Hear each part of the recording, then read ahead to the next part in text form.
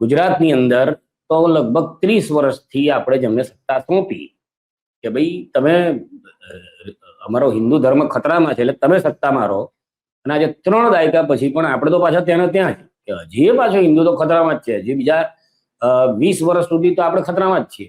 તો આ લોકોને આપણે સત્તા શેના માટે આપી છે? ફોટા પડાવવા માટે, ભ્રષ્ટાચાર કરવા માટે, મોટા મોટા વાયદા કરવા માટે, જુમલાઓ કહેવા માટે, એના માટે સત્તામાં છે ને. ફોટા પડાવવા માટે, રોજ નવા કપડાં પહેરવા માટે, કરોડો રૂપિયાની રેલીઓ કરાવવા માટે, પછી આમ થાળીઓમાં લઈને લોકોને આરતીઓ કરાવવા માટે, કોકને 5,000 રૂપિયા આપીને, કોકને 50,000 આપીને, પોતાના જંગત હોય એ લોકોનો ઉદ્ધાર કરવા માટે આપી.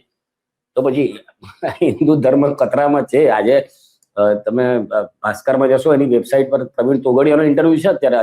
અચાનક એટલે આપણે, હું તો પત્રકાર તરીકે તો પછી જોઉં, પણ એક સામાન્ય માનવી તરીકે જોઉં કે અચાનક આની શું જરૂર છે અત્યારે, શાના માટે અત્યારે પ્રવીણ તોગડિયા, જેને કોઈ અત્યારે પૂછતું નથી, એનો ઇન્ટરવ્યુ કરવાનું કારણ શું હોઈ શકે? બાકી આ તમારે, કારણ કે આપણને જે સામે દેખાય છે હોતું નથી.